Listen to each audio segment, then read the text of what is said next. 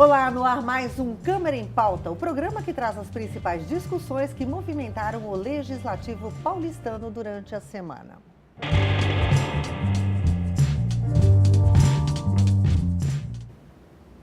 Plenário da Câmara aprova em primeira votação projeto de lei que proíbe o fornecimento de canudos plásticos na cidade. O projeto de lei de autoria do vereador Reginaldo Trípoli tem coautoria de outros 47 vereadores e proíbe o fornecimento de canudos confeccionados em material plástico e distribuição em locais públicos e comércio em geral. O projeto gerou debates em plenário e foi aprovado em primeira votação por 41 votos favoráveis e 2 contrários. É um projeto que é um símbolo para que as pessoas comecem a ter consciência de que esse material de uso único, ele tem que ser mudado no sentido do uso e do descarte. Nós temos que incentivar a economia circular, que os plásticos, os papéis, todos os produtos recicláveis, que eles voltem para o mercado, que eles tenham uma vida mais longa, que não sejam descartados ou nos rios, indo para os mares ou indo para o aterro sanitário. Segundo o vereador Fernando Holliday, que votou contra o projeto de lei, o tema requer atenção e não pode ser simplificado ao fato de contribuir com o meio ambiente. E você cria um problema financeiro para os estabelecimentos comerciais que vão ter um custo a mais por conta das alternativas aos canudinhos, para pessoas que têm problema de saúde e dependem do canudinho para se alimentar. Enfim, e você acaba aí também esquecendo o principal problema, que é o descarte correto de lixo na cidade de São Paulo. A vereadora Janaína Lima argumentou que seu voto contrário teve como principal objetivo contribuir para que a população seja informada e educada. Na sua opinião, proibir não é necessariamente a melhor saída. O que a gente precisa é fazer menos proibição, mais informação à população. A gente precisa também trabalhar com campanhas de conscientização e, mais do que isso, fazer a coleta seletiva funcionar em São Paulo. Mas não é proibindo os canudinhos que a gente vai resolver a questão do meio ambiente, principalmente no tocante aos plásticos. Para a vereadora Soninha Francini, que votou a favor, é o tipo de projeto que tem fundamental importância na proteção ao meio ambiente. O que a gente vai é proibir a distribuição do canudo descartável de plástico de uso único dos estabelecimentos comerciais. É possível usar outros tipos de canudo, tem algumas pessoas que têm mesmo a necessidade de usar o canudinho para ingestão de líquido, até de alimentos, mas não esse que você usa uma vez e joga fora, que tem um impacto brutal na confecção e brutal no final da vida útil dele, que é de poucos minutos, e aí passa centenas de anos na natureza. Bem, Mário, esse é o tipo do projeto que envolve não só o meio ambiente, mas também tem um lado comercial, né? E agora passou em primeira, né? A caminho da segunda, né, votação. Sem dúvida. Elis e também o nosso telespectador, a gente tem que se conscientizar do seguinte: o plástico hoje, a questão da reciclagem é importante. Esses 2 votos contrários, né, do vereador Fernando Holliday e também da vereadora Janaína Lima, são votos contrários, mas são votos contrários conscientes. Até porque foi um projeto que, além, né, do vereador que fez a proposta do projeto, na verdade são 48 vereadores. Muita gente envolvida. Então, né? É um projeto que praticamente já está aprovado em segunda e deve ir à sanção. Agora, uma coisa importante que tem que ser falada. Quando se fala em plástico, se fala num material que poderia ser muito bem reciclado e não é. Eu lembro da luta dos vereadores da Câmara para a instituição da coleta seletiva de lixo em São Paulo. Demorou pra caramba. Hoje ela já existe. É claro que ainda precisa ser um pouco mais ampliada.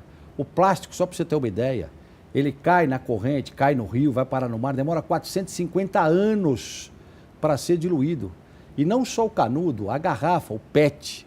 Porque o PET, na verdade, é poliuretano, né? E é de etileno, por isso que é PET. E no caso dos canudos, né, os animais marinhos morrem engasgados, é terrível isso. Sem dúvida, né? E o próprio PET, a própria garrafa que vai parar no mar, ela começa a se diluir e ela começa a soltar pedaços. Esses pedaços, eles vão ficando granulados. E os peixes, todos aqueles habitantes do mar, acabam comendo isso.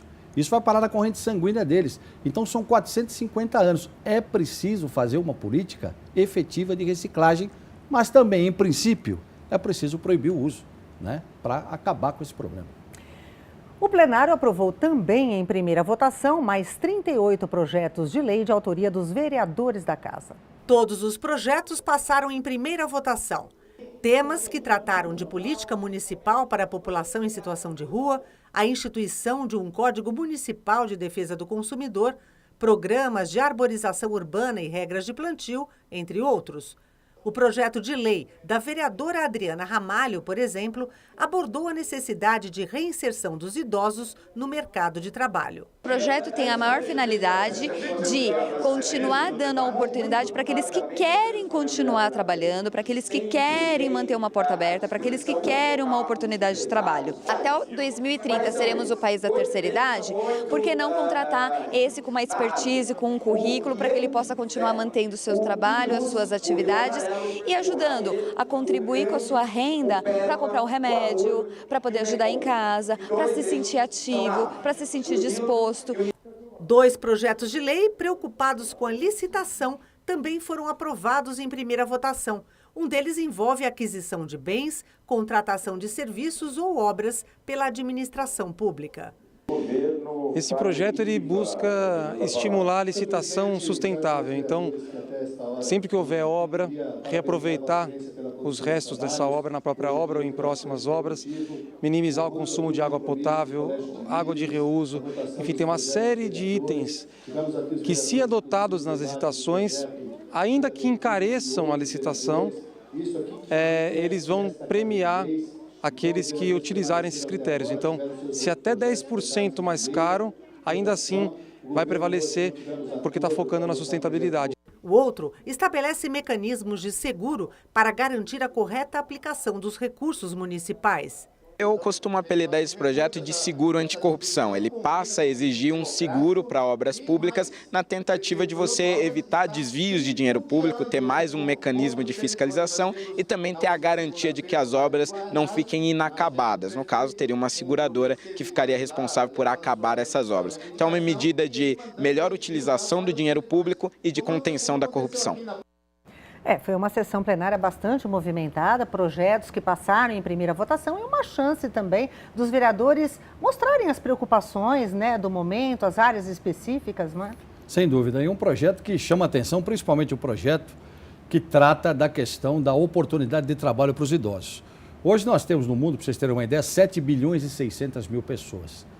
Em 2030 serão 8 bilhões e 600 mil pessoas. O Brasil em 2030 vai acontecer o seguinte: os idosos vão ultrapassar a população de 0 a 14 anos. Vai ser a chamada pirâmide invertida. Isso vai acontecer em 2030.